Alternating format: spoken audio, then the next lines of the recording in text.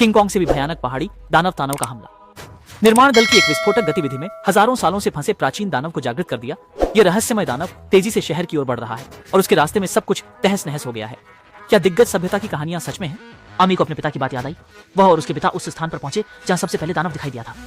जमीन पर विशाल पैरों के निशानों को देखकर बूढ़े ने बहुत विश्वास के साथ कहा कि यह वही दानव है जो कहानी में है, पर आसपास दानव कहीं नहीं दिखा और भी रहस्यमयी। अजीब बात है, बूढ़े व्यक्ति को स्पष्ट रूप से याद है कि यहाँ पहले पहाड़ नहीं था, तो यह पहाड़ अचानक कैसे आ गया? जैसे ही सब लोग हटने को तैयार थे, तभी अम्मी ने एक अजीब दृश्य देखा। इससे पहले कि सब लोग समझ पाते, दानव अचानक जमीन से उठ खड़ा हुआ। हेलीकॉप्टर दानव के सामने खिलौने की तरह।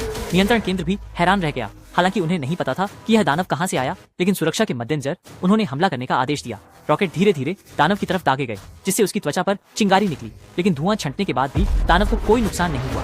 कमांडर ने तत्काल टक्कर से हमला करने को कहा। भारी बमबारी के बावजूद वे विशालकाय की त्वचा नहीं भेज सके और इस हमले ने उस विशालकाय को बेहद नाराज कर दिया।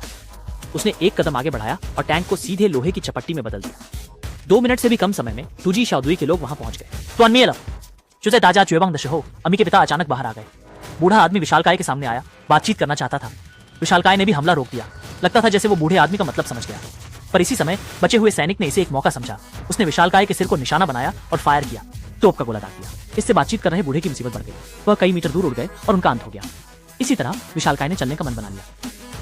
अगले दिन विशालकाय जंगल के पार्क में आया और चींटियों द्वारा बनाए गए पार्क को देखकर उसे कुछ जिज्ञासा हुई।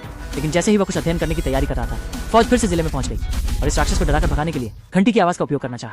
ये वाकई काम कर गया। जब थोड़ा और पार करने का सोचा, तभी अचानक से विशालकाय जीव ने हड़कंप मचा दिया। विमान नियंत्रण खो बैठा और भीड़ पर जा गिरा, सीधे एक बच्चे की। लेकिन उसी समय विशालकाय जीव ने अचानक ही विमान को पकड़ लिया, फिर शहर की ओर मुड़कर चल दिया। प्रधानमंत्री ने तुरंत नागरिकों को हटाने का आदेश दिया। नागरिकों की सुरक्षा सुनिश्चित करने के लिए नेता ने फैसला किया